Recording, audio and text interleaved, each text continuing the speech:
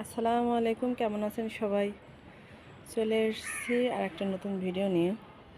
আমি আজকে কিছু সবজি উঠাবো, তাই ভাবলাম আপনাদের সাথে শেয়ার করি।